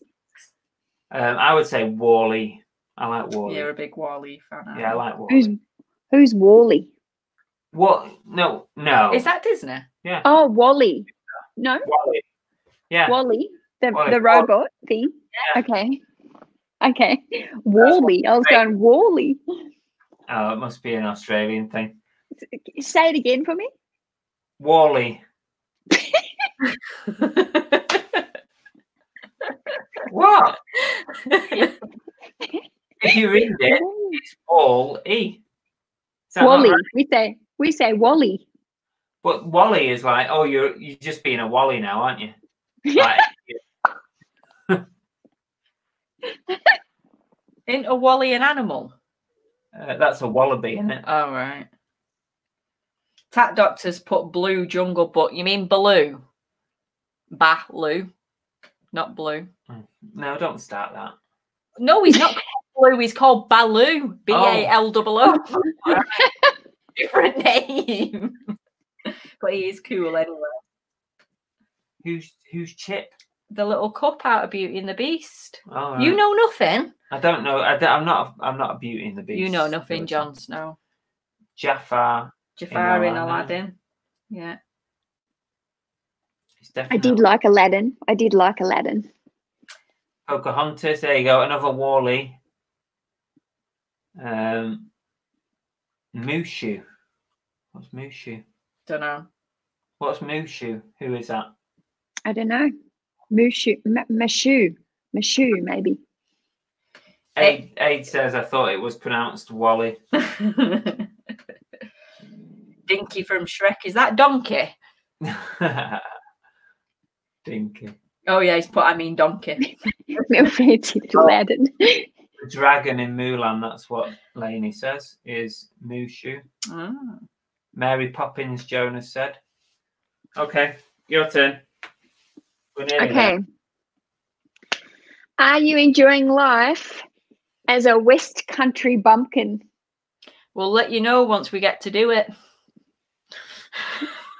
How have you picked up on that phrase? Who told you to ask that question? I'm pretty sure. Andrew. It's got to be. Nope. Somebody said, ask that question. She said before she's been speaking a lot to Nick. Yeah, I know it's Nick. You know why I know it's Nick? Because I'm in a group chat. I'm in a group chat with Nick and a few others, and he's renamed me as Country Bumpkin something. So yeah, how are we enjoying life as Country Bumpkins? Like I said, we've had no opportunity whatsoever. Well, to be fair, if anything, it's given us a bigger opportunity to become Country Bumpkins because the only place we can go is the blooming fields. Yeah, can't go anywhere else apart from walking around the field, so we know them like the back of our hands now. There's so much countryside around here. We're literally a little village in the middle of a whole big countryside. And is it green? Is it really green over there? Yeah. So it's like pretty countryside. Yeah, it's really nice. It's really nice. If you haven't watched the latest video that Chris put out, he's videoed our drive from the house to the drop-off point, and you can see sort of the scenic views that we've got, and sort of like everywhere. Gives you a little bit of a snippet into what we've got around. There's lots of like little public footpaths and walks and rambling routes and stuff. So we've done quite a few of them now, haven't we? Because of this lockdown, it's given us an opportunity to sort of discover the area probably a lot better than what we would have done previous. But yeah, considering we've only been here 3 weeks-ish, 3.5 weeks, and we both thought we were going to really struggle leaving our families, which we have done, but we both feel like we've also settled in really well as well, don't we? Yeah. I think we've kind of decided if we were going to think to ourselves this hasn't been the right decision, now would be the time while we're in this lockdown and we're kind of restricted. Yep. That's not been the case, has it? No, it's not. It's not been like that. No. I don't know it. I don't know what that means. The Devon Doggers. He's being naughty. He's being rude. Okay. I didn't. Do you know? I won't even go there. No, let's not go there. Let's not go there. We'll let you ask Nick what dogging is. Yeah, just Google it. Google it when don't Google it. Dogging. They obviously don't have it in Australia, or it's named something else. Oliver and Chris and Annabelle are now at one with nature. Yeah, kind of, yeah. To be fair, I've been a country bumpkin my entire life. I've never been happier than when I've been able to go out into the countryside and just have no noise and no hustle and bustle. So peaceful. Yeah, so much more peaceful and de-stressing. Yeah, I mean, where we are in this village, if you open the back, like now, if you look outside out the back of the house, it's all fields at the back. It is literally pitch black. There's no light pollution out there at all. So you look up to the sky, it's full of, you get the full array of stars and everything. It's really nice. Really nice. Yeah, pretty. And when you sat in the garden, like we were today, all the birds, there must be like 20 different birds, like all singing and chirping and stuff. The sound, it's just totally different from where we were previous, isn't it? Yeah, outside of magpie and the odd seagull, we didn't really get anything when we were back in Stockport. Yeah. So. Yeah, it sounds beautiful. So it's really nice. Okay, my turn. We're on number 9, so we're nearly there now.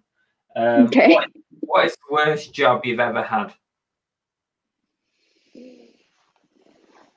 I haven't really had that many jobs, to be honest. Because I've always kind of done my own jobs for the last 20 years. I've been working from home. So before that, I worked at Macca's for 10 years, and I did do a period of a few months, maybe 3 to 6 months, where I worked in a hotel, and I was actually like the reservations manager. But every now and then when the cleaners called in sick, we had to go down and help the cleaners. So I used to have to clean the bed, the hotel rooms. And I think that was one of the worst jobs, because I wasn't actually a cleaner, but I was there to do the clean. I got called in and had to go do that cleaning job. So I hated it. Yeah. But yeah, I haven't really had that many. Like I've worked for myself for the last 20 years. So I've done my own businesses. So I wouldn't say I've hated any of those, because they've all been things that I wanted to do. So yeah, I didn't hate working at McDonald's. I stayed there for 10 years. I had good times there. I was like a manager for about 7 of those years, and yeah, had really good friends and had a lot of fun years there. I think both my boys would have disagreed with you on that one, because both of mine started in McDonald's and they both hated it. But then they are a generation where they don't like to work hard for the money. So yeah, we didn't have as much variety back then either. There wasn't as many different places to get a job. Everyone got a job at McDonald's, so I don't know. Good times. To be fair, when you step out of high school in the UK, McDonald's is the easiest place to get a job. Yep. So the majority of young school leavers, whilst they're in college, will work at McDonald's. So it's probably no different over here. Yeah. Yep. But to be fair, McDonald's gives you good opportunities, I think, because I know some of my friends like you have worked there for several years, quite a few years, and worked their way up. It gives you a good standing for future jobs and stuff. It teaches you a lot about systems, which all are relevant to now. Because I was a manager for like 7 years, I was always sent away on lots of courses and had lots of training. And yeah, I don't know. I think I learned a lot of good things from working in such a structured environment. But not only that, I made just really good friends who I'm still friends with today. So yeah. But you can cover pretty much all areas, from a lot of job roles you can move into, because you've got your customer focus, you've got your cleaning, your health and safety, your food hygiene. It covers such an array of different things. Yep. But like I said, my boys just come from an era where if it meant they had to work, it was rubbish. So Yep. Tan says, I failed the McDonald's interview and worked for Waitrose instead. Well, that's better. Isn't it? Well, a funny thing here, when my youngest one was looking for a job, he point blank was like, I am not working for McDonald's. I am not working for McDonald's. And he kept applying for all these jobs. So I went behind his back and applied for McDonald's in his name, and I didn't get it. He applied off his own back and got it. I was like, what's that about? I worked for 2 weeks as I worked a night shift in a factory where they packed things on a conveyor belt, and it was horrendous. It was the worst thing ever. It was like for hours you were sat at a belt, grabbing things off, putting them in bags, grabbing things off, putting them in bags. It was horrible. Tedious and boring. Yep. Yeah. Oh, it's terrible. I've had loads of rubbish jobs. What was your worst one? Yep. Told you I've had a few. I've been on a conveyor one where I've done computer motherboard, so it was putting little computer components onto boards as they went by on a conveyor belt, and that was just tedious. And it was one of them where when you're on a conveyor belt, you can't move, so you can't even look away for a second, or you've missed 3 boards. And they're just horrible jobs like that. I had one job where I used to have to put, you know, the little square blocks that go on coat hangers to give the size. Oh, gosh. I had a job putting those on coat hangers. It's like, horrible. Didn't even know that was done by a person. Yeah. No, that's terrible. No. Okay. Right. Your turn. 3 items that you would take on a desert island. I'd need some music. So I do like listening to music. So I'd have to have some kind of music player or iPod or something.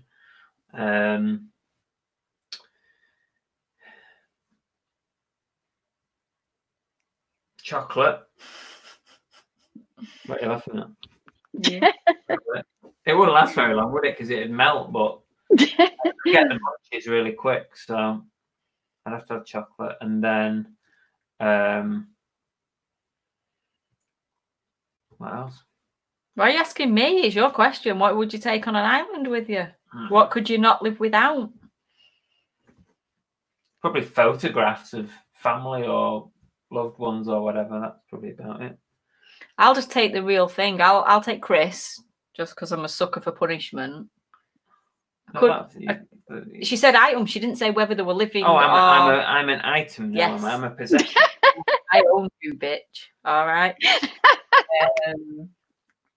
No, because the most important things to me that I couldn't live without would have to be Chris. I'd have to take Cookie with me, wouldn't I? Now, for God's sake. Oh, you're just taking everyone with you. That's a holiday. Oh, hang on. My last one was on my entire family. That's just pointless. No, I think coffee. It's the only thing I can't live without. Yeah, I would. If it's a material item, coffee is the one thing in life I cannot go without. Yeah, so, I love my coffee too. Can I have coffee, but 3 lots of it? Yeah. Yeah, 3 just to stretch it out. Yep. I love coffee to make it last for a long time. Anything. Yeah. Okay. One just coffee at a time. What's that? Ken says, never-ending pack of Tim Tams. What's a Tim Tam? It's a chocolate biscuit, like a chocolate-coated biscuit that we have here in Australia. They're yummy. Oh, okay. I actually just sent Andrew a pack of Tim Tams, so you might see him eat some on his live or something. Oh, very good. I would take YouTube. You just take YouTube. YouTube for learning. Phone to call people, and a knife. That's a good one. Okay. I'm not sure how he's going to charge any of these things. Yeah, because when it runs out, he's done, isn't it? Yeah. Tea bags, music, and Tira Knightley. Nice. Tea bags. Tea bags and a cow for milk. Curly whirlies we've got here. So. Luxury bed, bath, and hot water. That sounds good to me. Hot water with you. Okay. Right. This is my last question. If you could time travel, would you go to the past or the future, and why? Oh, that's hard, because there's things that you'd love to go back in the past to and probably do again, or do with what you would know now and go back and that's hard. But then if you go to the future, you've still got things that you've got now. I don't know. I'd probably say the past. Yeah, I'd go future. Just because I think, well, you probably know what you kind of know what's happened in the past, but but if you went back to the past now, you'd have all your wisdom that you've got now. So it's true. Yeah. So you'd be able to do. So you would be able to do it differently. Can I just establish the rules there? Are we going to the past to stay, or am I just going to check it out and then come back again? Because that is a different matter. You're a time traveler, right? So I can come back. Yeah. Time traveler, you go and come back. Yeah. There you go. Joan says, I'd like to see what the world is like in 150 years' time. Yeah, I mean, that's what I'm thinking. Like, it's far enough into the future for there to be real differences in. Yep. See, I'm the opposite. I'd like to see where I've come from. I would find that interesting, where my line of people began. Where did I come from? Which Viking did I originate go and see a load of gorillas or something? Ketan says to meet famous icons. And Lainey says, I don't know if I'd want to go into the future, because the way I feel at the moment, the way the world's going, I don't want to know. Yeah, it might be a bit scary, mightn't it? Yeah. You might come back and then just not want to carry on, because you'd be like, I don't want to witness that. I don't want to be No, but if you're going far enough, like 150 years, you're never going to reach that point, are you? So yeah. No, but you know that your grandkids might. Yeah, exactly. I don't think anybody should know what the future holds, but going back in the past where it's already happened, it's just interesting, isn't it, to find out why. Yeah, I'm with you. DBG says her surname comes from Vikings. Wow. DBG. But Georgina would want to go to the future. Oh, George. Boys are okay. But what if they weren't okay? Yeah, exactly. It's better to not know. Yeah. Go into the past and sort deals out with eBay. Oh, hang on a minute. Go back into the past and rectify my deals on eBay. Oh, okay. Aid says, I could see you as a Viking. All those times. Okay, right. Last question from you then. Oh, God. Okay.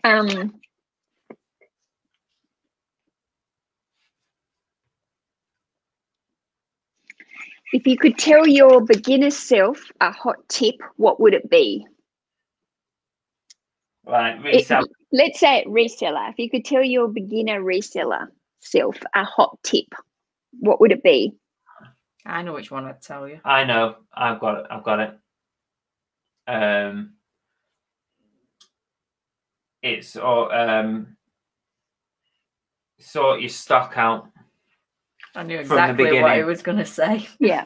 Because my stock room, yours is good, but my stock room is not really how I want it to be. But because I'm like 1,400 listings on, it's now a major job to change it.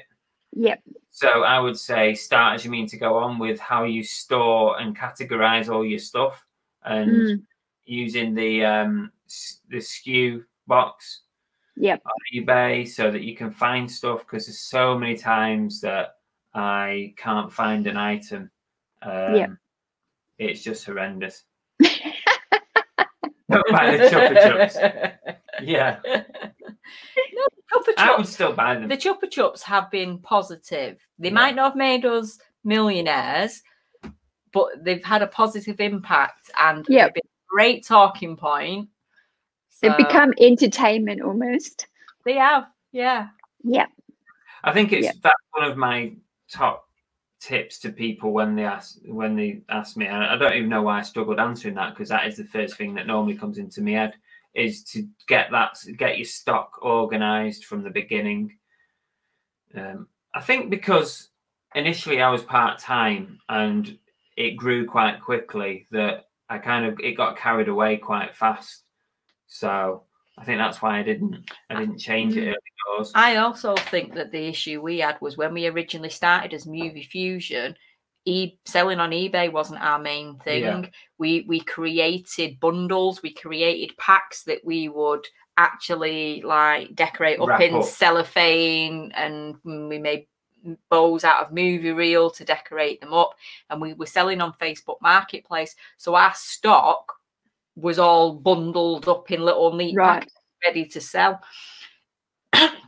So I think from going from that to then suddenly selling on eBay, where we decided that it was more beneficial for us, I don't think your brain switched quick enough, did it? Into suddenly we had stock that needed to be stored until it was sold. Mm.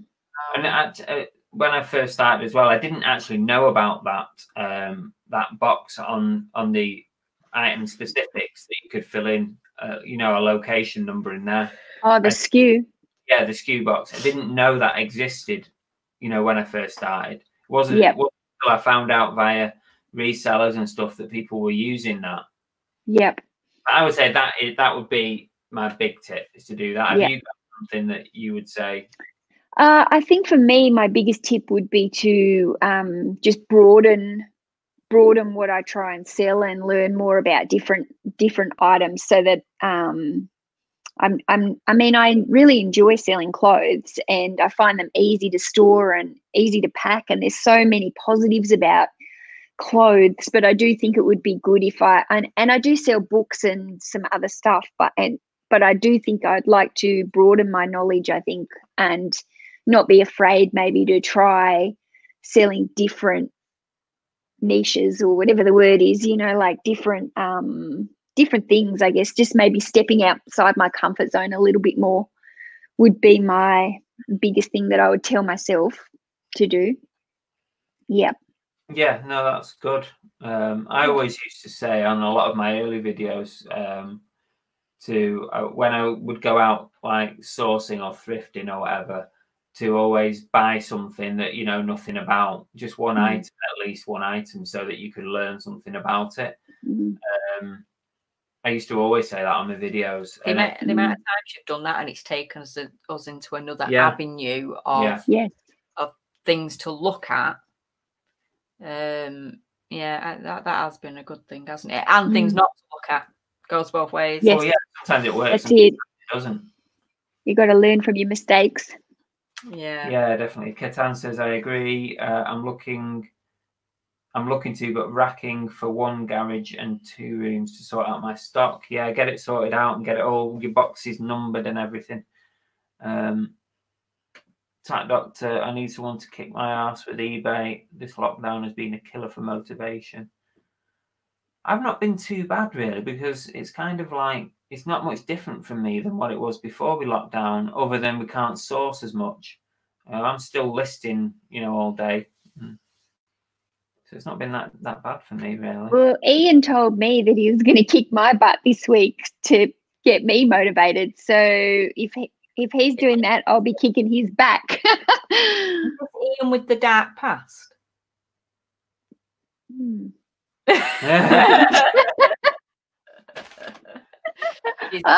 She's not being fooled into it, is she? She's like stump. You're way better at this keeping secrets thing than I am. It's gonna kill me now. Okay, so that's the end of our little question and answer. Which it would last longer than we thought. On now. I know. We'll wrap it up. So 2 hours. Yeah, I know. Yeah. What's next for your channel then, Mel? Is there anything coming up? So basically now that I've moved house, I really want to start working on my pre-recorded videos. Like, I've just had too much on my mind this last couple of months, but it's definitely something where I've wanted to take the channel, I guess, this year. So definitely you're going to start seeing more pre-recorded videos coming from me.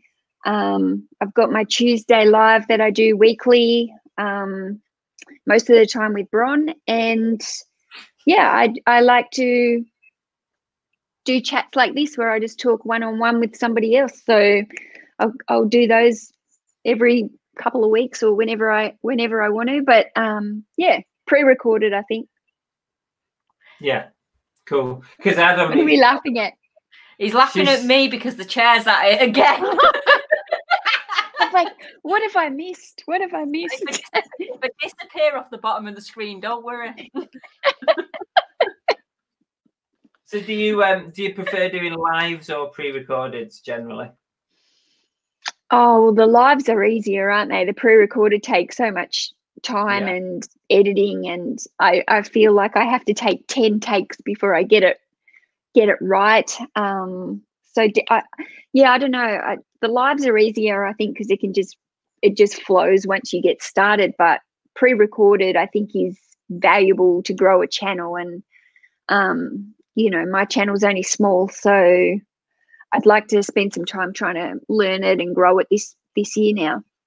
Yeah, no, that's cool. I know it's a lot of the Australian resellers, the channels are getting bigger and bigger, aren't they? They're growing quite a bit now, probably more so than a lot of others.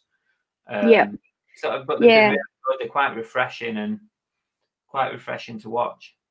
Yeah, well, I think that because of the Australian time, we tend to get like UK visitors and US visitors and the Aussie. Like, I was looking at my stats the other day with Nick Hills, and you know, it's not like a huge percentage of mine is all Australian. My followers, it's actually quite even between Australia, UK, and US. It's nearly it's almost a 30% each kind of. Right. Well, that's interesting. Yeah. So, but I guess as the channel grows, then that percentage will change, and I'll just have to keep watching it and see where all the base comes from. Yeah. No, that's good. Yeah. Oliver Ian said, I've got a better tan than somebody who lives in Australia, but I'm busy listing all day. That's because Chris literally walks outside, steps in the sun for 30 seconds, looks like that, and comes back in again. That's pretty much how it works. I do tend to catch the sun a little bit. I actually put cream on twice today. Amongst listing. I did listing as well. To be fair, it is Saturday. I know. Yeah, it's Saturday. Sunday here. Sunday for you. So happy Easter again. Yeah. Yeah, thank you. Okay, well, thanks very much, Mel. Thanks for joining us. Thank you for having me. Thanks for getting up so early in the morning and not sleeping as well. It's good. It gets me up. Yeah, I didn't sleep much overnight. I was so worried I was going to sleep in. I kept waking up every couple of hours. Like, have I missed the alarm? Well, we're glad you didn't. Okay, it's been lovely to have you on. And it was really nice chat. So thank you for that. It was fun. No problem. Thanks. And that's pretty much it. Good luck with everything. Yeah. Thank you. Thank you. Thanks for the chat. Well, yeah, it's been a good chat. Thank you. Yeah. And now I'm going to, don't forget, guys, sub Mel if you're not already. I expect most of you are anyway, but go and check out her channel anyway. And I'm going to try and figure out how to do my outro. So I need to put that on here. So just sit there awkward with Mel while we figure this out. Don't worry about it. Okay, guys. Thanks, everybody. See you later. See ya. Bye. Oh, that's me. What am I doing?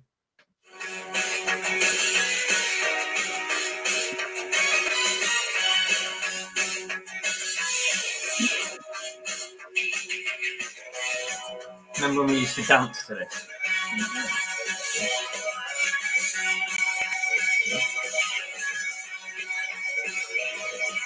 Good old days.